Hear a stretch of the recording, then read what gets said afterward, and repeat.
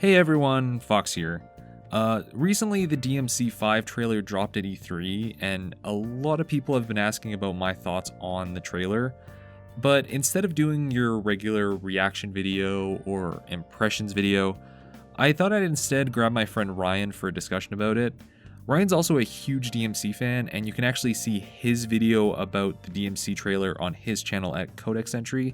But this is going to be mostly just a open podcasty kind of discussion about the trailer as well as our impressions of what we expect of DMC5. But before we get to that, I wanted to address where the DMC Part 2 video is. I swear it's coming, guys. It's just taking a little bit of time. The current script is at 30 pages, so the video is going to be about an hour, so it's going to take a little bit of extra time. Especially because I'm currently in university and tests and exams and papers are eating up a good chunk of my time that could be used for it. But I'm working hard so that it can possibly be out by the end of next week. I don't want to make any hard firm promises on that because every time I do it bites me in the ass, but I swear I'm trying to get it out to you as fast as possible. But I also want to make sure it's the best thing I possibly can do. But anyway, here is the discussion I had with Ryan about the DMC5 trailer.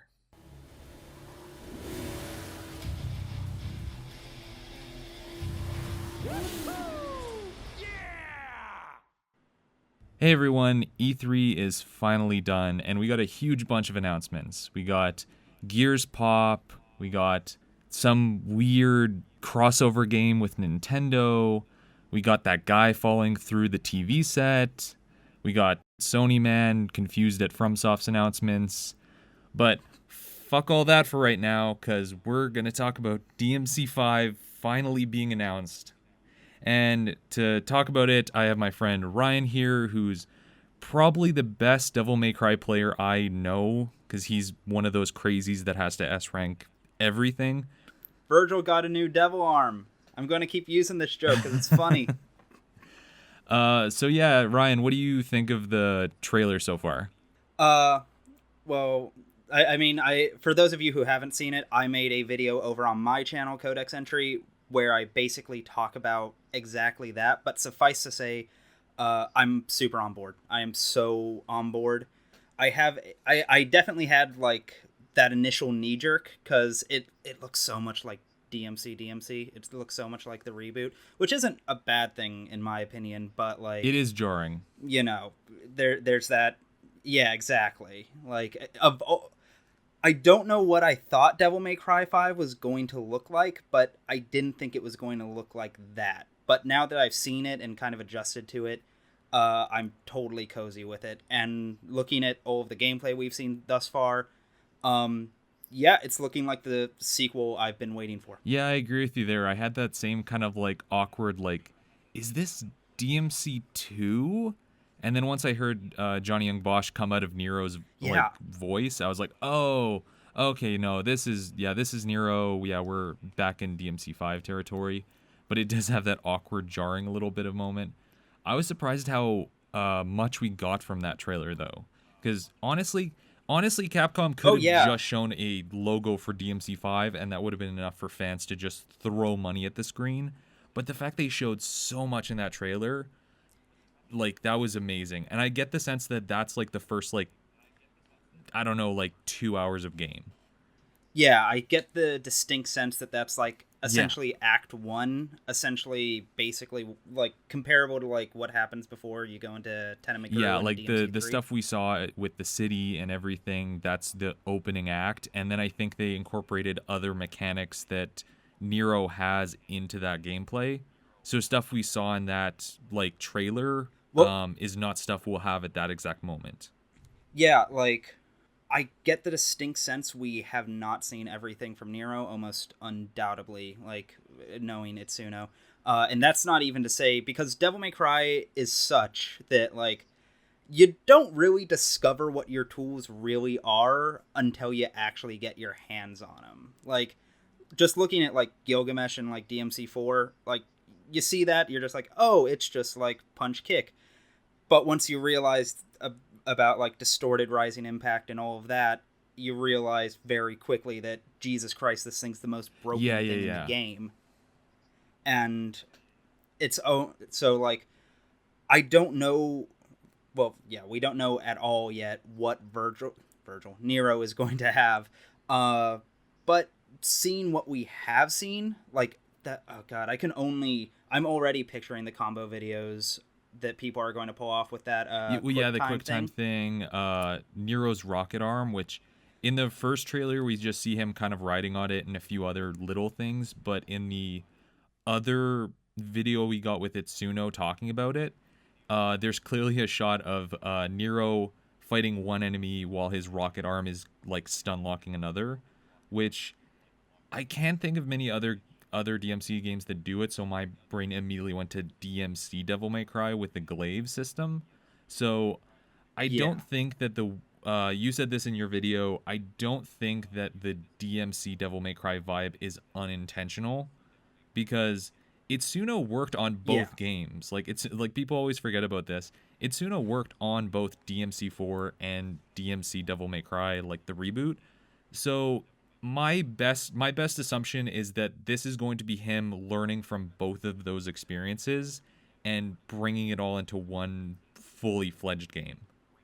yeah. Because I think the thing a lot of like die hard, like really die hard Devil May Cry fans like to either forget or pretend isn't true is that Itsuno seems to really genuinely love the reboot. This isn't an instance like with Devil May Cry 2 or something where like Kamiya got snubbed and everything went to hell. This is legitimately an instance where the creator was just like, "Yeah, let's reboot it. That sounds great."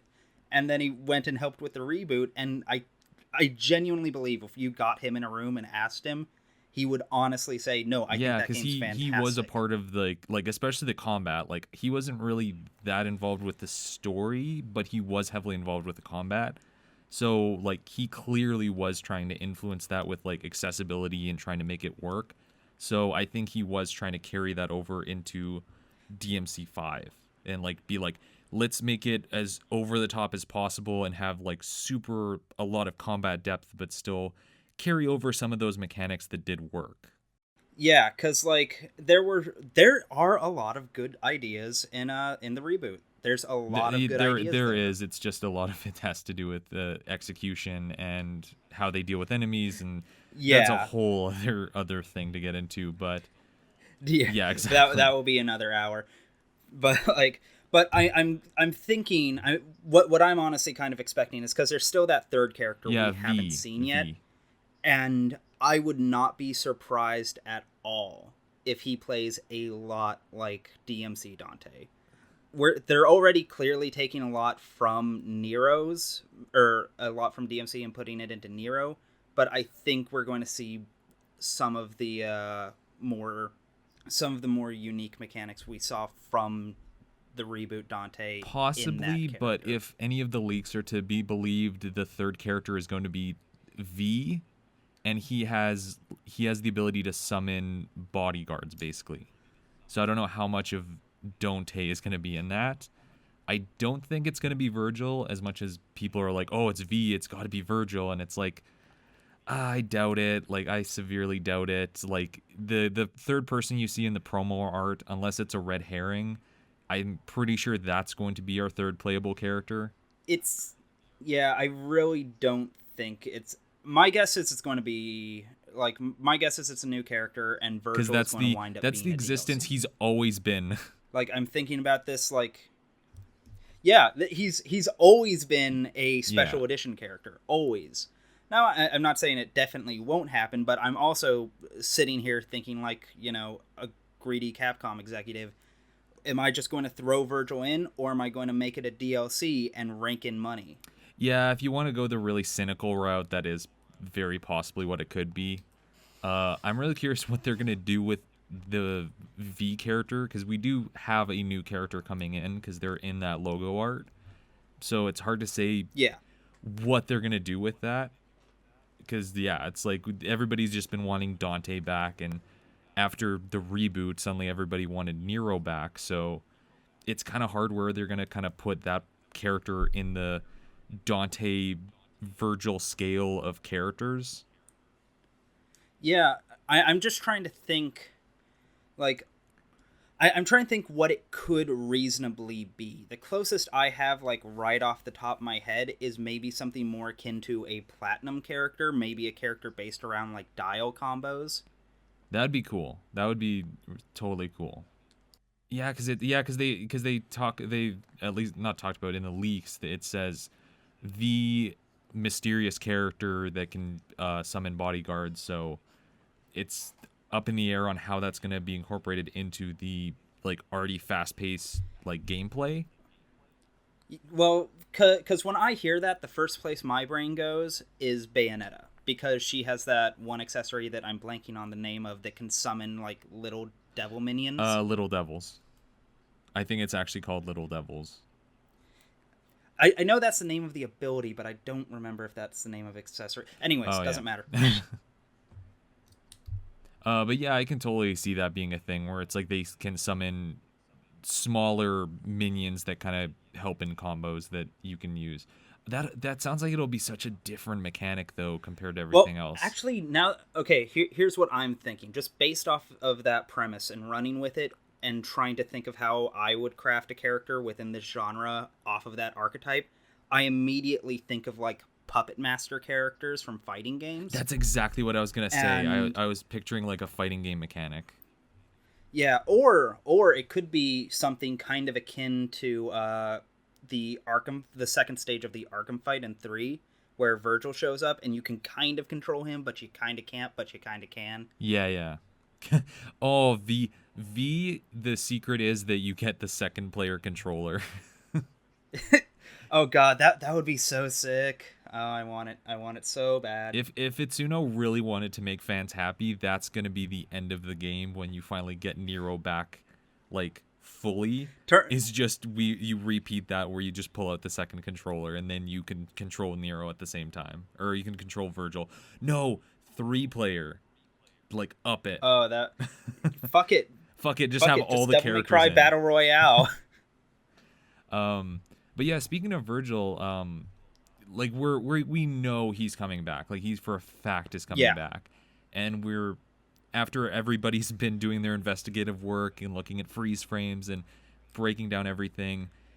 Virgil's guaranteed the one that cut Nero's arm off. Like, yeah, as far as I'm concerned. Like you can see that it has like he has like the similar arm thing, like with the coat, and under the hood you can kind of see that it's his like face, but with kind of like necrosis. Kind of has like a little bit of a Nello Angelo look to it, which since this happens after 4, like that happened after he quotation marks died. So it's hard to say if that was just theatrics or if he actually did die and they brought him back to some degree. So it'll be interesting to see where they go with that. Yeah, no, Virgil is essentially like 100% confirmed. The question I have at this point is what side of the fence is he going to wind up on? Is he still going to be a full-scale villain? Is he anti-hero? Like, you know, and that's just going to be probably Gamescom. Yeah, I feel Gamescom is going to have Dante's kind of trailer, and I was kind of hoping that we were going to get a Dante trailer in Sony, but that would have been spoiling us, so I'm not entirely shocked it didn't. That also would have required Sony to show anything. Yeah, that's its own thing, unfortunately. But yeah, I'm totally with you. I think it's going to start with him being Nello Angelo, basically, and then we're going to get the either Nero confrontation or the Dante confrontation, and then they're going to bring him back to classic Virgil. So like a Virgil from DMC3, I guess I should say.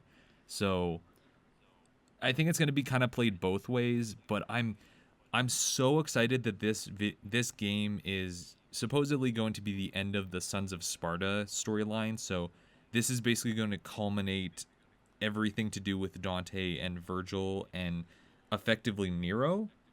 And we're finally, if everything's to be assumed, we're finally going to get the Nero Virgil confrontation and confirmation that it's like, yes, he is in fact Nero's father, because it's never been outright stated aside from art books.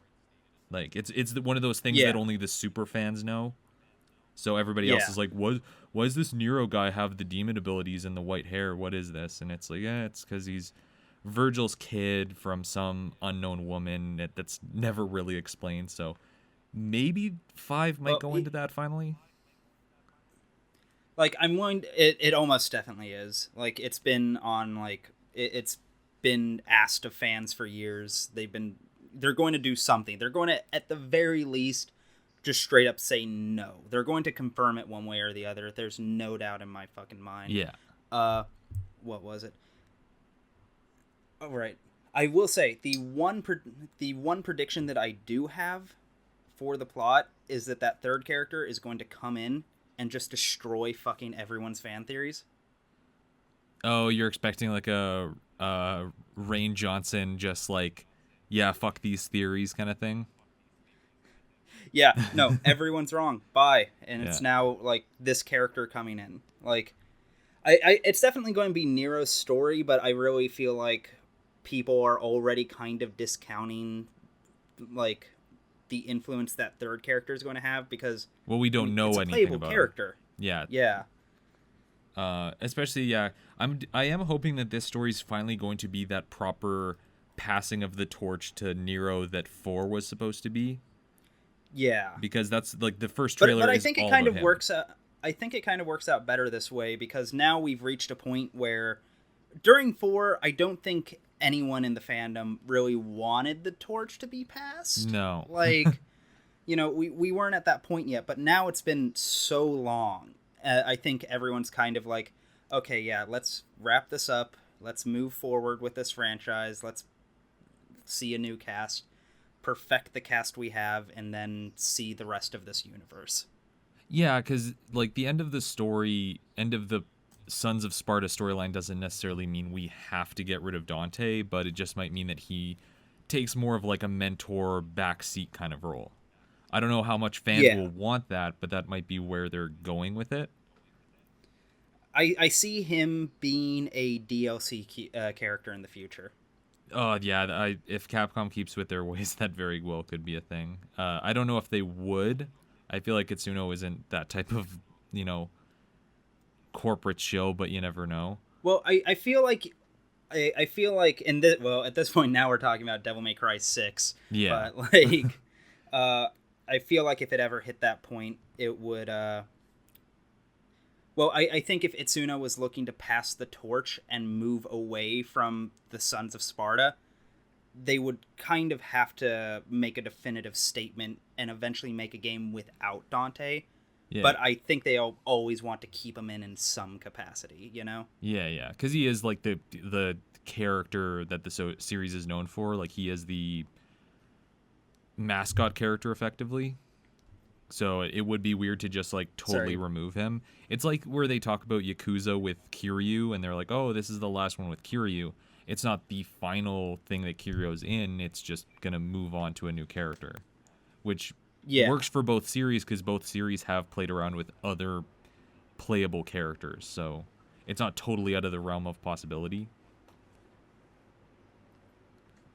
Also, speaking of Dante, who of course they had him be like the stinger pop. Like, of course they saved him for the very end. Like, Dante's back. But where do you think, we know that this game's going to be after 4, but where do you think that this incorporates 2? Do you think this comes before 2 or after 2, or Capcom just fucking ignores 2 and just is like, because they kind of treat 2 like nothing unless they have to acknowledge it? I mean, ideal, honestly. Like, but like, I don't know. I genuinely don't, because like they may wind up being like, it may wind up with it ending off with it leading into 2, but I also think it's just as likely that right before release, Itsuno will just come out and be like, yeah, we're just going to say that game's not part of the canon anymore. Yeah, because that's the 3 possibilities, is just either A, it gets retconned, which is totally possible. I know there's some people that like 2, but Capcom actively ignores that game. Not understand. Like, unless they're doing like collections where they have to put it in, they kind of just treat it like it doesn't exist. But a lot of people are like, Dante's riding a bike in this, and last time we saw him in 2, he was riding a bike, so maybe this comes after 2. Like, and I was like, Well, if it came after 2, I feel like Itsuno would just say it came after 2, you know? Yeah, like that's the thing. It only says after 4 in any of the press releases and stuff. So again, it feels like they're just ignoring 2. Or, and this is my kind of like best like possibility sort of thing, because I think it would be a really cool way to approach it, is they do the Metal Gear Solid Phantom Pain sort of thing, where this finally bridges the gap between 4 and 2, and we actually get a solid justification for why Dante is grim and brooding in 2. Like, we finally get that, like, I would that be makes sense. So, I would be so down for that. I would be so down for this game to wind up leading into a remake of 2, because I think 2 has a lot of good ideas and a lot of potential. It's just it did not. It did not. It did not. Yeah, I feel a lot of the same ways. Like, it's a boring game ultimately. That's its biggest flaw. But there is cool stuff in there that like could have been built on, that they just kind of just were like, people hated this, so kind of forget everything that was in this game. But Dante can become an evil genie in that game. That game has potential. It's just not well used. Customizable devil triggers like that. I don't know how that didn't continue on in other games. Like, that was one of the best things. That genuinely should have stayed.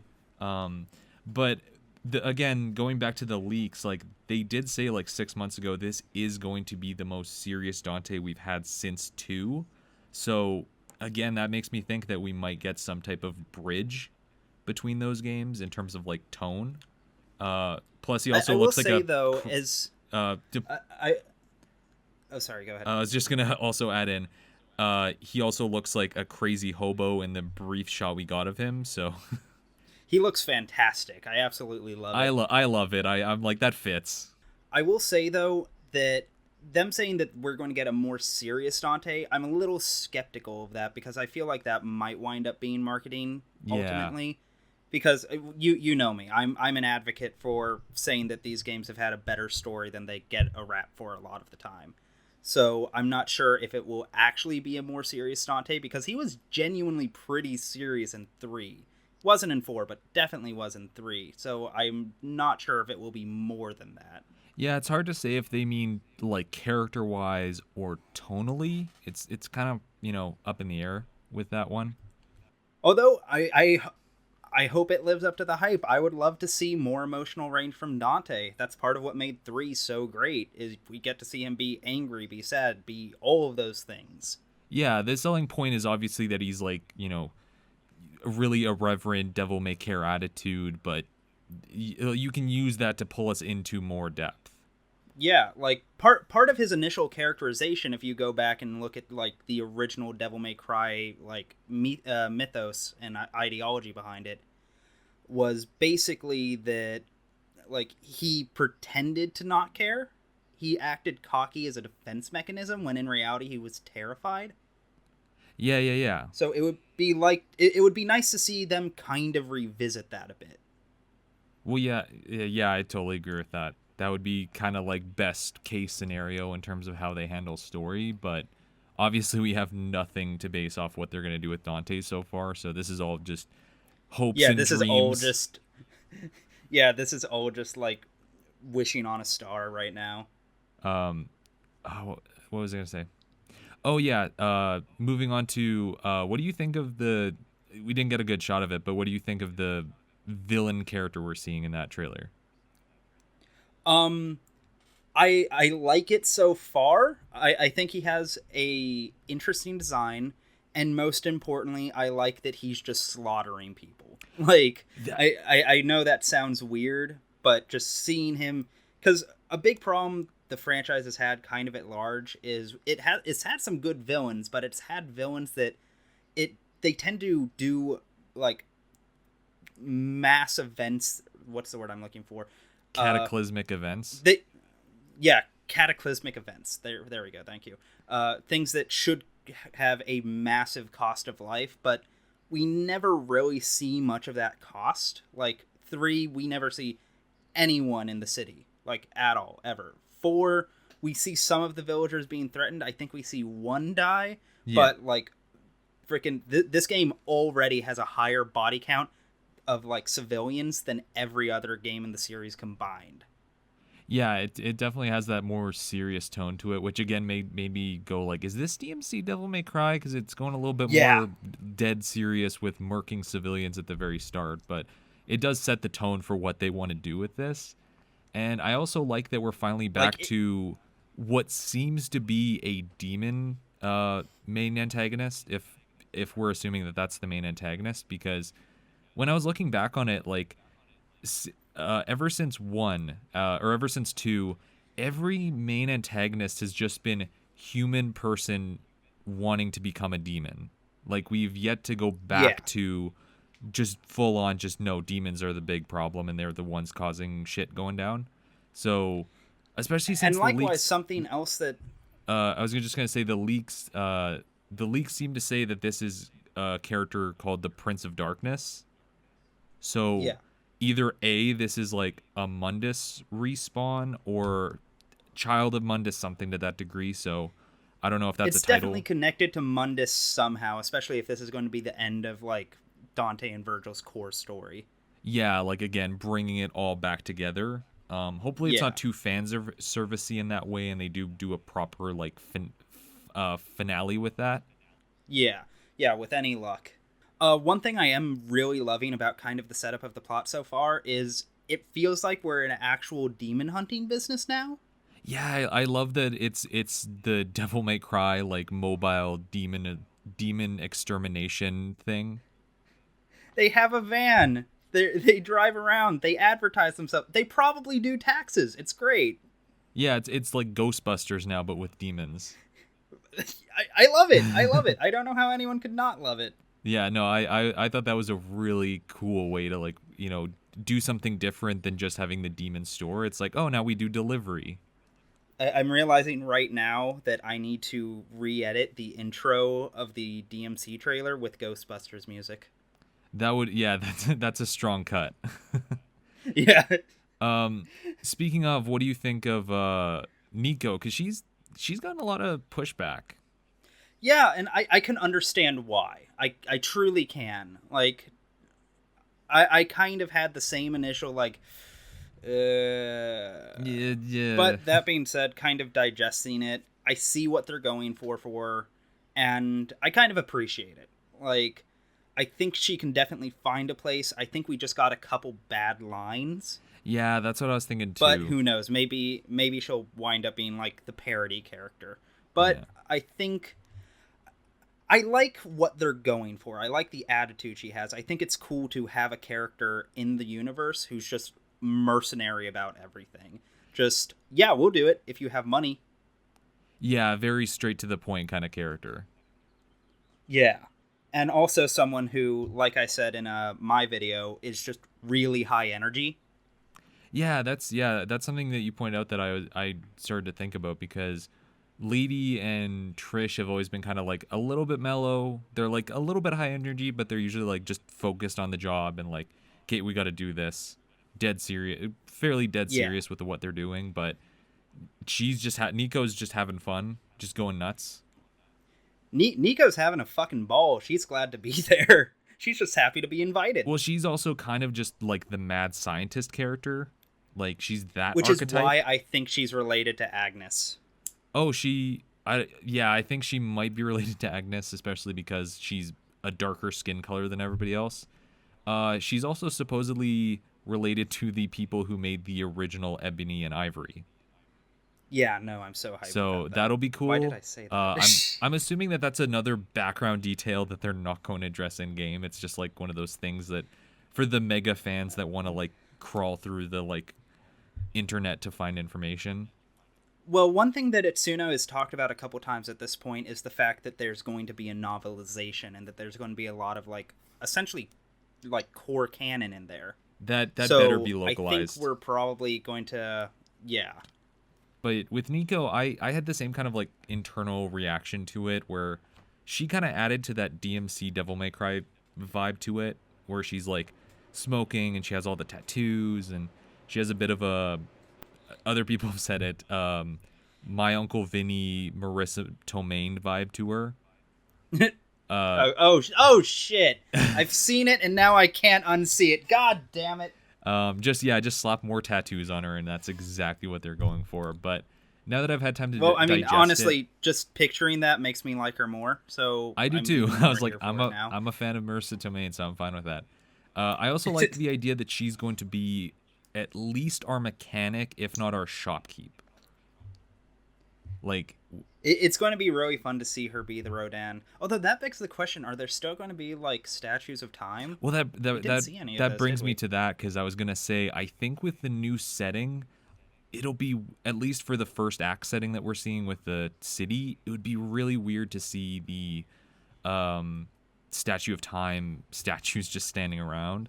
So either A, it's going to be a new thing, or B, it's going to be Nico's going to be our shopkeep. Like she's going to be our Rodan in the van, and she's just going to follow us around at times. Or both. They might Like mix and I match think both. that's entirely in the cards. But I will say, as a counterpoint to that, DMC 3 also started out in the city at very least, and yeah. So. Yeah, But you're then right. again, who knows? Yeah, you're right. Because that. The only other possibility Oh, is go that ahead. she gives upgrades after each boss, and that's how they kind of pace out the upgrade system. Oh yeah, yeah, definitely. And like I think because what happened? Yeah, no. What I think will happen is after each boss, we'll get a new devil arm. Like, God, I can't even call it anything else than that. Like, Devil artificial Breaker. arm, robot arm. There we go. Devil breaker. God damn it! I'll memorize all of this new jargon eventually. I'm used to playing the same 3 games for the past 10 years. Yeah.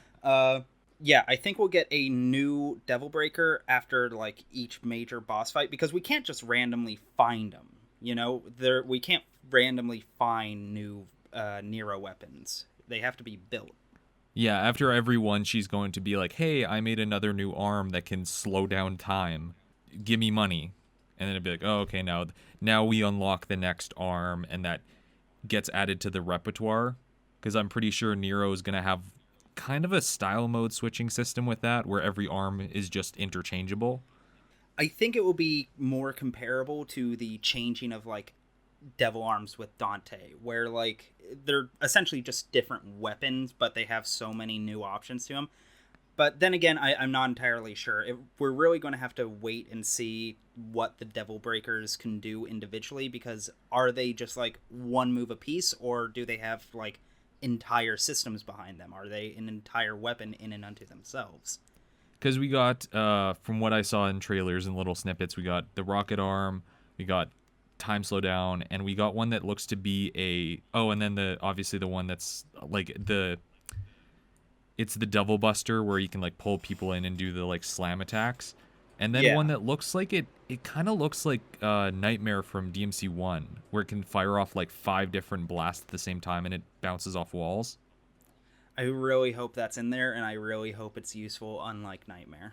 Yeah, that's the thing. When I looked at it, I'm like, that looks like Nightmare, and if it's anything like Nightmare in terms of gameplay, I don't think I'm going to use that too much. But if it's just if it's part of another mechanic and that's just one piece of it, then yeah, whatever. That's one thing I will say is looking at that weapon, I'm getting a very strong sense that crowd control is kind of going to be a bigger thing for this one. 100%, and again, that ties to the whole DMC Devil May Cry thing, where that was always that game's like main focus. Yeah. Hopefully, this game just does it better. Significantly. Yeah, because I like that function of DMC Devil May Cry. It's just the enemies kind of fuck it up at times. Oh yeah. And then it definitely. becomes crowd management more than it is crowd control, where you're like, oh fuck, this enemy's over there, and I got to deal with this one over here, and you have to fight them completely different, so it's just pushing them aside. Like you got to keep them away from each other. Yeah. And so hopefully they kind of learn from the problems of like colored enemies and shit like that, and just go, okay, no, it's just all these functions work the same. Yeah. So far, like the enemy design looks really on point. Although I will say, while I'm thinking about it, and while we're kind of on the subject of DMC again, I would like to say, Itsuno, please put a qualia in it. Please, I loved Aqualia so much. It was so much fun to use. It was so shattered. Please put that in this one. That would be totally busted to have, the glaives from DMC in there. Maybe a Dante weapon. So shattered. That might be a Dante weapon, because my best guess with how they're going to play Dante in gameplay is going to be DMC4, but just new Devil Arms and maybe some new mechanics. They're likely not going to drastically change him. I wonder if he'll have a Darkstalker. Maybe. I'm assuming the Darkslayer. stuff that's going to be brought back God is damn the it. standard 4. So like Trickster, Swordmaster, Gunslinger, and Royal Guard. They might like surprise us and change the whole thing, but like that's my guess. I'm just curious because I know that Darkslayer was so integral to people who played Dante at a high level in 4, because that was like the only thing you could really switch off to keep juggling. But then again, that was more due to like weapon limitations than anything. Yeah, no, 100%, 100%. Last thing I kind of wanted to touch on is I think it's really interesting that they used the RE engine in this game. Like, because I'm curious how that's going to function with the gameplay, because it looks solid, but that's why people have like really weird facial animations in this, is because they're using the same tech from RE7. And Yeah. so everybody's face model is actually their actor's face model. Like they use It's kind of what it starts to hit the uncanny valley a bit here and there. it does. That's why Nero looks kind of odd in places, and he kind of has that weird smile, because they literally are photographing Johnny Young Bosch's faces. That's where that picture came from. I realized when I was looking it up, that's where that picture of Johnny Young Bosch and Ruben Langdon doing mocap from like a few years ago came from. That everybody was like, oh, are they working on DMC5? Like, holy shit. And then we didn't hear anything about it. I think that's what this was. Like, that's what they were doing, is they were like doing the preliminary stuff for that. Because that happened around the same time that's I think happened around the same time RE7 was happening, so they were using the same tech. And it's also worth remembering that Ruben Langdon's kind of day job is as a stunt coordinator. Yeah, 100%. Especially for mocap video games. Yeah. But that's also why Dante looks so different in that one shot, is because that's basically Ruben Langdon's face. Yeah, but I think it totally works. I'm totally happy with it. Yeah. Oh, I am too. It's just, it does look a little bit jarring when you're like, oh shit, that looks a lot different. Especially because it's just his face flying at the screen. It's not like a crisp shot of him standing. So we're kind of like, we only have like literally like a frame to look at. Yeah. But I'm excited for how that is gonna look in game, because the environments look great. Like, that's one thing I will say, is the environment and the costume designs still look great, and having the RE engine working at its max is really helping the aesthetic. It's just the facial animations are a little bit janky. Yeah, and like human faces are like the hardest thing to animate that there is, essentially, near as I can tell, except maybe water. Yeah, because that's particle effects, and that's like another range of issues to like handle. Yeah, I think the engine so far is looking good overall. I think it's a good choice. I'm going to miss MT Framework, and I'm worried about how optimized it will be, because the thing is one of the things that made Devil May Cry 4 so great, at least like on a meta level, is that anyone could play it so easily. It could run on a toaster of a computer. Yeah, this is gonna need anything that can run RE7 can run this, but if you can, that's, tough shit, I'm guessing. I think it's gonna be optimized similar to that. I'm gonna have to get it on PS4. Especially because I don't know how well MT would have run on this, but apparently this is going to have much bigger settings, like not quite open world, but a bit closer to Bayonetta with the open levels. So we're not going to have like claustrophobic like hallways like we did in DMC1. It's going to be a lot more just like, hey, here's an area with like 20 demons, go nuts. I don't know how well the RE engine is going to handle that, but maybe it's like really well optimized. I hope it is. Like, God, I hope it is. But from what it showed, it looks good. I will say, I think it's also worth noting that when Itsuno made Devil May Cry 4, the MT Framework engine wasn't that optimized. It's just that that's what they did with it, Yeah, they constantly retooled it, and then when they came back to it for special edition, then they just were like, Kate, let's fix every problem with this and make it perfect. And then it was like, oh shit, like they made it really good. Yeah, but like honestly, go back and look at Devil May Cry 4. I honestly don't think it's really aged today. Like maybe a little, but that game still looks phenomenal and it runs butter smooth. Well, that was the weird issue. That was the weird thing about the port of like Bayonetta, that a lot of people were like, "Man, Bayonetta aged really not well." And it's because it Yeah. was a different engine and a different developer that had less funds. But when you compare it to DMC4, like that came out around the same time, like yeah, DMC4 original still looks great. Well, I think Bayonetta's big problem is that it used like exactly 5 colors. Yeah, that's true. Like it was working off a smaller color palette, so it doesn't have the vibrancy that 4 had. Yeah, because 4, like, don't get me wrong, it goes to some pretty generic places, you know. Oh, a castle with ice. Oh, a jungle. Oh, a town, whatever. Fairly generic locations, but each one is, like, very memorable because it each has their own color palette. Meanwhile, the entirety of Bayonetta 1 kind of has this, like, black and gray and yellowish and brownish, you know. Yeah, a lot of white and gold. Yeah. Yeah, no, I agree. And that actually brings me A back to lot. a thing about DMC5 that I'm hoping for is that beyond the city, we're going to get a few more interesting locales because, again, to give a compliment to DMC Devil May Cry, is the settings look really good.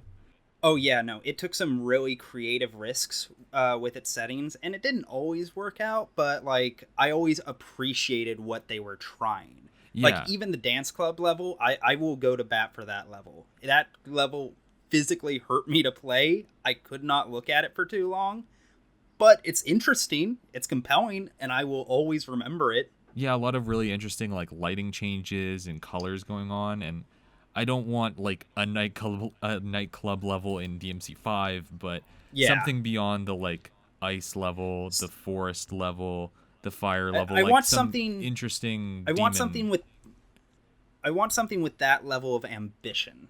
Yeah, like even something to the degree of like the gradual escalation of DMC1, where you start in the city and then slowly you go into the just really warped demonic side. So even if they did that, I would be happy. Because that's basically what I want. I just want to go back to the aesthetic of 1 to a certain degree because I always thought that that was like the peak. For me, I'm at this point where I kind of just want to see more of the world at large. I'm totally cool with it if they want to take it to some weird places, but I genuinely want to know more about the Devil May Cry universe. I'm invested in this world, unironically. I want to know more.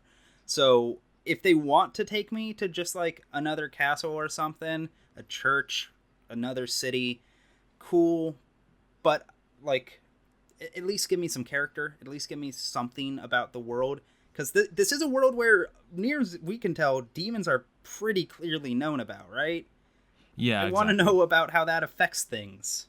No, 100%. So basically, you're saying that you want Dante at the beach. Oh yeah, yeah, yes. I think you just described No More Heroes. Oh, fuck. Okay, but can we please talk about the Gear Funko Pop game? Okay, night, everybody.